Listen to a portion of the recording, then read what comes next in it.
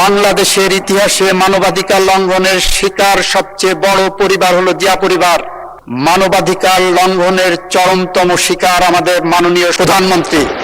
ফেসিবাদ সময়ে যদি এই বিলটাকে 2025 সালের যে আপনাদের জাতীয় মানবাধিকার কমিশনের যে অধ্যাদেশটা আছে সেটা যদি এই সংসদে উত্থাপন করা হতো, 300 জন এখানে যারা যারা উপস্থিত আছেন প্রত্যেকেই চাইতেন এই জাতীয় মানবাধিকার কমিশনটা সেটা যেন পাশ করা হয়। হাসনাত আব্দুল্লাহ, কুমিল্লা 4, আপনার আপত্তি উত্থাপন করুন। মাননীয় স্পিকার, এই যে আইনটি আজকে যেটি পাশ করানোর কথা বলা হচ্ছে, এটির মধ্য দিয়ে 2009 সালের জাতীয় মানবাধিকার কমিশনের যে আইনটি সেটিকে রিস্টোর করা হবে।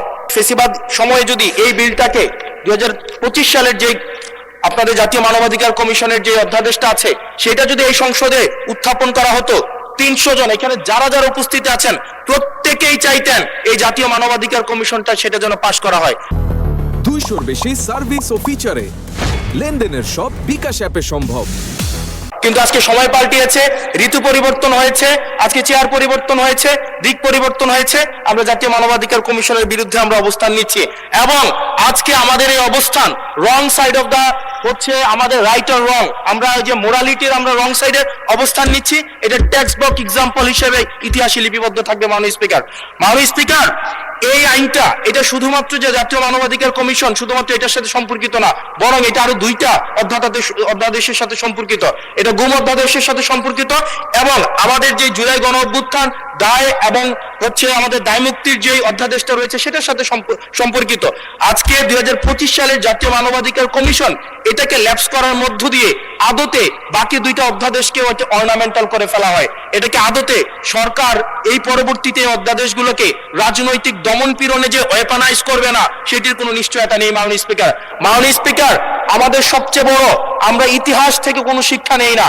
আমি এই সংসদে দাঁড়িয়ে এটা হিস্টোরিক্যাল ডকুমেন্ট হিসেবে থাকবে, এটা এই বছর পাস না হোক, আগামী বছর পাস না হোক, সংখ্যাগরিষ্ঠতার দোহাই দিয়ে হয়তো এটাকে ল্যাপস করা যাবে, কিন্তু এই সংসদে জাতীয় মানবাধিকার কমিশন অবশ্যই পাস হবেই হবে। মাননীয় স্পিকার, মাননীয় আইনমন্ত্রী। মাননীয় সংসদ সদস্য খুব সুন্দর সুন্দর বক্তৃতা দিয়েছেন।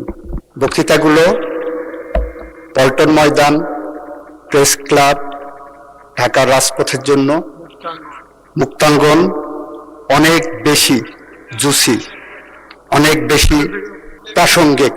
মাননীয় স্পিকার, আমার মনে হয় উনি সব পড়েছেন, শুধু বিলটা পড়েননি।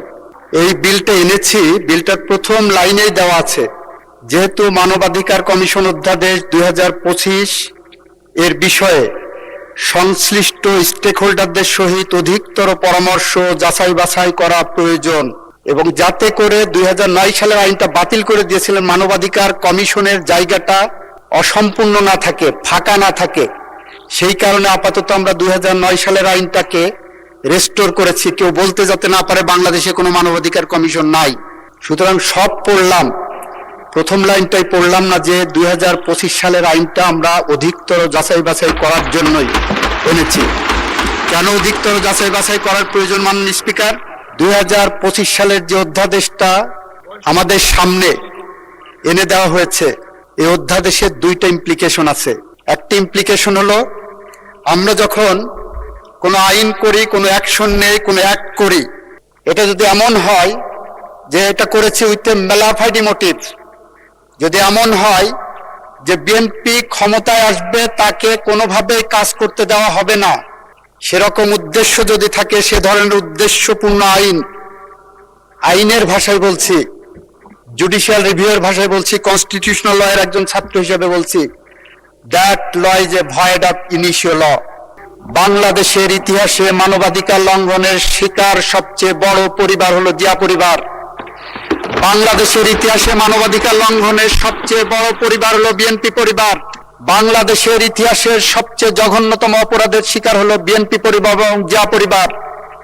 আমাদের সামনে বসে আছেন মানবাধিকার লঙ্ঘনের চরমতম শিকার আমাদের মাননীয় প্রধানমন্ত্রী। আমাদের মানবাধিকার সম্পর্কে বিন্দুমাত্র কোনো পিছুটান নাই। মাননীয় স্পিকার, আমরা বলতে চাই, বাংলাদেশে আর কোনো মা যাতে তার সন্তানকে ক্রসফায়ারের নামে না হারান, বাংলাদেশের আর কোনো মা যাতে জায়নামাজে বসে তার সন্তান ফেরার প্রতীক্ষায় বসে থাকেন, প্রতিদিন চোখের জল ফেলেন। আমরা চাই না বাংলাদেশে আর কোনো মানুষ মিথ্যা গায়েবী মামলা না শিকার না হন। মানে স্পিকার, আপনাকে একটা স্ট্যাটিস্টিক দেই। এই সরকারের বয়স প্রায় 42 দিন হয়ে গেছে। এই সরকার চাইলে প্রতিহিংসার রাজনীতি করতে পারতেন। 42 দিনে বাংলাদেশের একটি মানুষও ক্রস ফায়ারের শিকার হয়নি। 42 দিনে একটি মানুষও গুমের শিকার হয়নি। মাননীয় speaker, childhood shows a man, morning shows the day. এই সরকার মানবাধিকারের কোন পথে হেঁটে যাবে, মানবাধিকারের রেকর্ডই বলছে আমরা সেই পথ ধরে হেঁটে যাচ্ছি। সুতরাং আমি আপনার মাধ্যমে মহান সংসদকে আহ্বান জানাবো, এই আইনটি পাশ করা হোক সবাই মিলে। আপনাকে ধন্যবাদ মাননীয় স্পিকার।